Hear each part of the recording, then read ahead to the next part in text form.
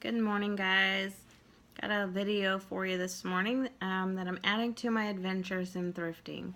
Not going on an adventure today, but I'm going to tell you some ways that we save money in our home because I think this will help so you can go take adventures outside of the house. You can save some money for that. So let's jump right in. These are my my top 7 ways that I like to save money around here and with our family. It might not be the way you do it, but hopefully it'll inspire somebody to help or, give you some ideas. Number 1, electricity is a really big expense in a lot of homes. We use electricity, we use it with so much. We try to keep as many lights off here. I have one light on in my entryway and I probably need to turn it off. Woo! As you can see, that was the sunlight getting a little bit brighter when I moved a little bit. It was trying to, it's going around this tree that's across from me. But I have the lights off. I have my curtains open. We have these big windows that we like to utilize and let the sunlight through. And it's great in the winter time because the sunlight warms the floors a little bit. And it actually does not make it too hot in here in the summer. So that's actually really good. So it works all around. When we do run heater air, we have a programmable thermostat, which actually needs to be replaced because we just realized it's not working as efficiently. So we program that to not run as much as we need it to when we're not here.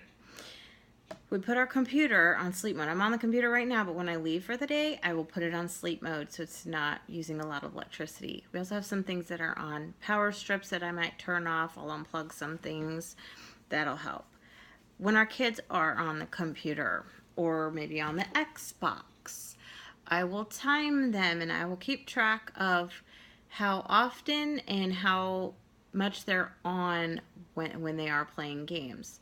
Or even like when they're in their room watching Netflix, sometimes I have to watch that. Right now they can't because their TV for some reason doesn't work. I don't know. Not really in the mood to buy them a new one at the moment. So we do kind of keep an eye on how long the electronics are being used because that uses a lot of electricity.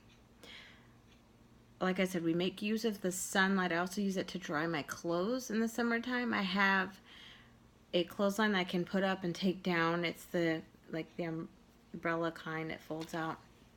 However, it didn't work out so much for me this summer. The weather did not cooperate with my schedule very well, but I did have a few times I was able to hang stuff and towels for when the kids swam in the pool. We hung those to dry and then I'll wash them at the end of the week. All right, so that's for electricity. Number 2, cleaning. We try to limit our use of paper products when cleaning things. However, my kids are they're a little more wasteful than I am. Not as frugal as I am. They're learning. We try to keep our paper product use down. So we use rags for cleaning as much as possible for dusting and things like that. I have a reusable pad that I use on my Swiffer wet jet that can be thrown in the wash at the end of the week with towels, whatever, and it's great. The rags the same way. We could just throw those in a load with towels. I have a big washing machine, large capacity. I'll talk about that some more in a minute. But I have that pad that can be reused. We use the rags. We don't necessarily have to use a lot of water when we're cleaning the house because I also use multi-purpose cleaner. It is a disinfectant. It can be used a lot of places in the house and it's safe if accidentally ingested or absorbed on the skin. And that's what I love. I get this product from the online wellness company that I shop with. And so not only does it help to clean our house, it's going to help keep our environment cleaner, which is going to help our health, so to keep our bodies cleaner. So all around, we stay cleaner. We save time and money on my cleaning because using only one or two cleaners saves me time. The cleaner, you can basically just spray it on, wipe it down with a dry cloth. The cleaner, some of the elements, whatever, the cleaner will stay there and continue to kill bacteria and things, for the next couple days, which is nice. So that saves me on some time for cleaning. Okay, so I had said that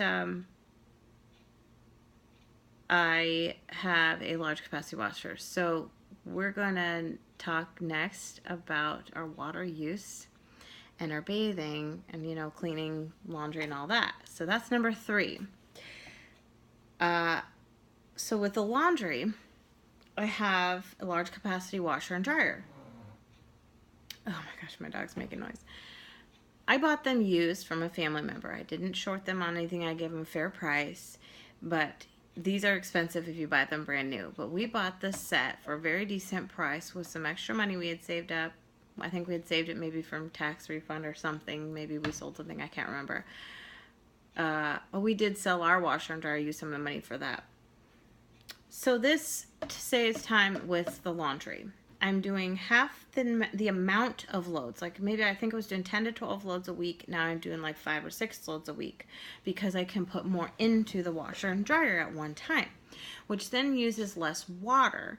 Because if you pay attention to the time that your washer is running and all the water it uses per cycle for rinsing and everything, that's a lot of water.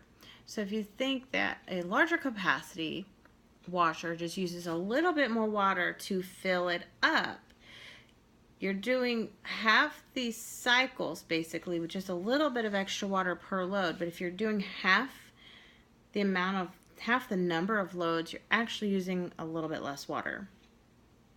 It makes sense, trust me. And sometimes I'll have my kids try to re-wear clothes if they've only worn them for a couple hours, things like that. I will not recommend re-wearing underwear. That's just kind of gross. But there are times you can re-wear jeans or whatever. If you've been just lounging around the house, you can save those clothes for another day.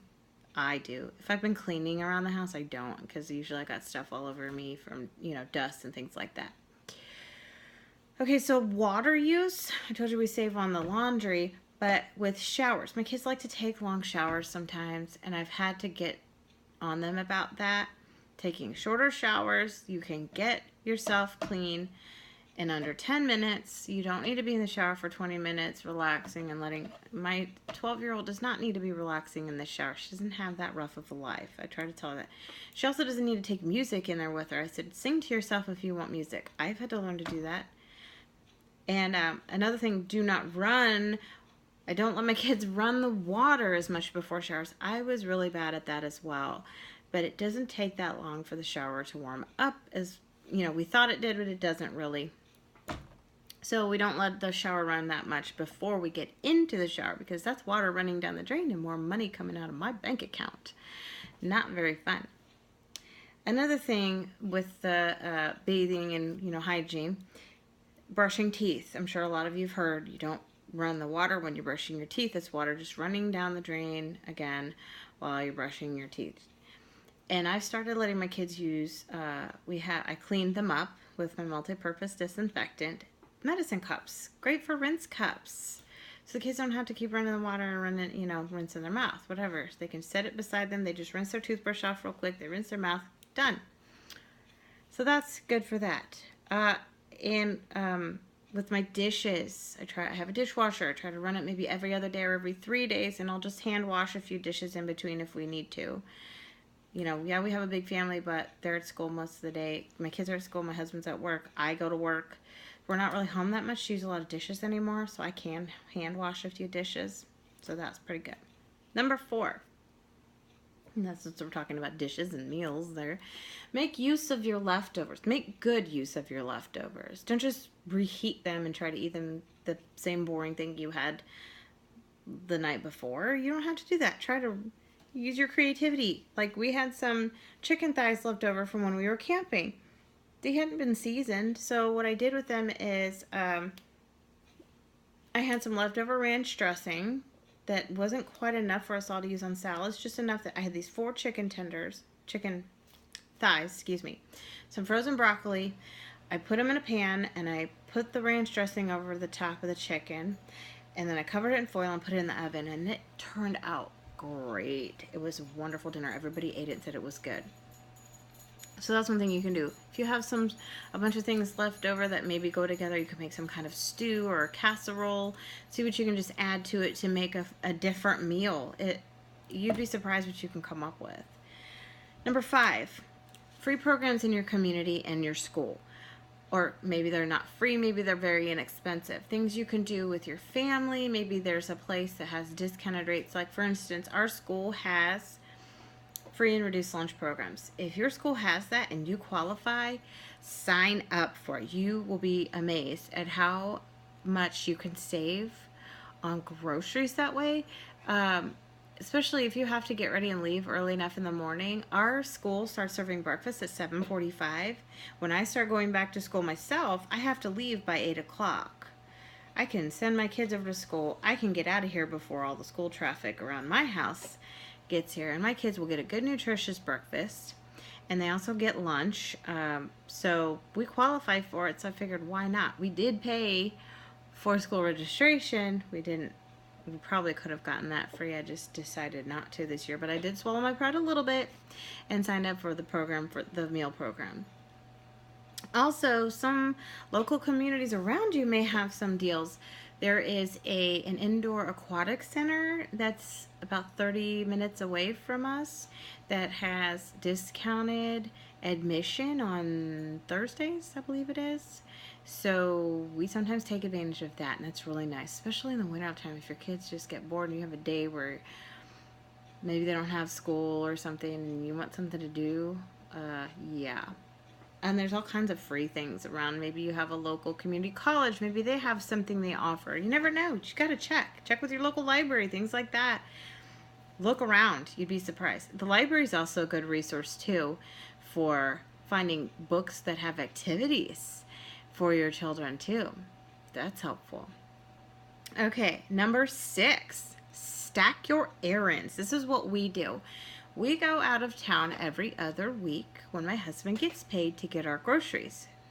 We don't just go out and get groceries. Sometimes if we have a little extra money, we'll go on a Saturday.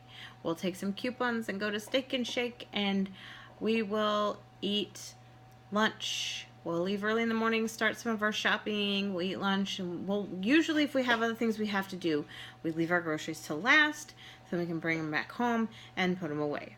If we have to get something for the house, like maybe we have to go to a hardware store, we have to get something for the house, maybe the kids, somebody needs shoes or an eye exam, like, okay, this is something that's great. Where we go have our eye exams, they're not too far from where we go to get our groceries, and they do make Saturday appointments. So that is really convenient for us.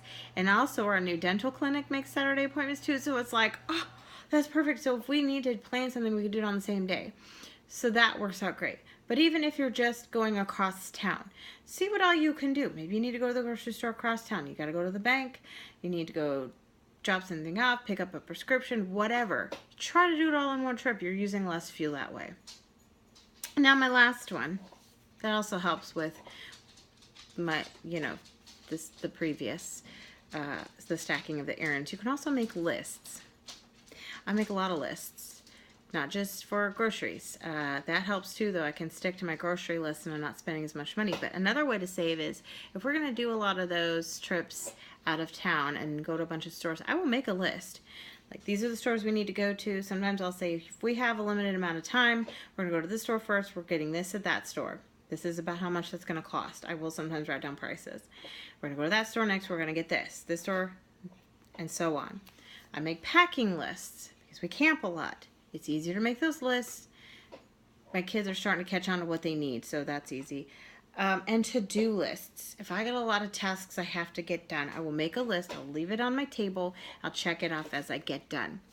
So those are some ways that we save money around our house. Maybe you have a suggestion for me, or maybe you want me to go more in depth about something I talked about today. Comment on my video. Subscribe and, stay with us. Like my video so I know that I'm doing a good job. I hope you all enjoyed. I am going to go get ready for work. So I will see you all later.